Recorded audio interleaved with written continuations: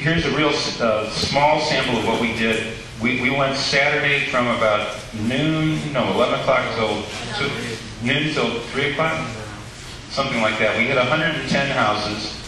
Of those 110 houses, now this was all in Ward 2.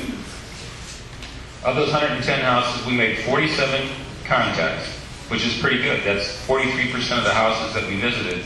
We actually talked to people. 25.5 of those houses were against the smelter. Now it's a half because we found one house that was split. There was a husband that was for it and a wife that was against it. We found several of those, believe it or not. And thank God I don't live in one of them. So that makes 54% of the contacts made were against the smelter. 10.5 houses were for the smelter. That's 22% of the contacts made actually said that they were for the smelter. Okay, what was that? Now, I'll bring that up in a minute. 11 houses were undecided. That's 23% of the contacts made were undecided. Now, this is a pretty small sample, but it's almost 10% of the households in Crystal City. So there's about 1,200 households in Crystal City, and we made visits to 110 houses just in one day. I'll make note of the fact that there's 22% that said they were for the smelter, 23% that said they were undecided.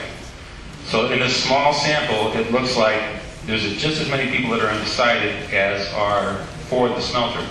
Now Cheryl makes a very good point in that we didn't look at her master list, which is very good, and I'll get to that in a minute. But there was 3 houses of those 10.5 houses that we didn't look at the names of. One of them was Picarella. And after Cheryl and Sue McMullen, I think it was just Cheryl and Sue went up to that house, they put a sign on the door that said, "No solicitation, C4. So anybody can sell to that house, but C4.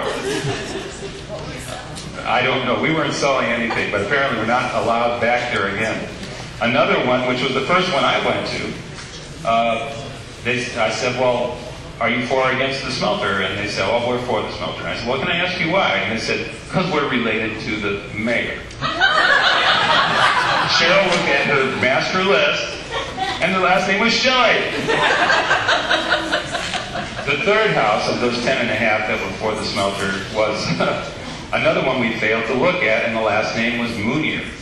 Now, I happen to know who that is because that's the young lawyer that is helping Sinkle out with, as the city attorney. And his name's Brandon Moonier, right? And they were for the smelter, of course. So 3 of those 10.5 houses we knew would be for the smelter anyway. And we did avoid the mayor's house, and we did avoid the Friedmeier's house. So I don't know if this is a good sample. It might be, it might not. But I just wanted to share that with everybody.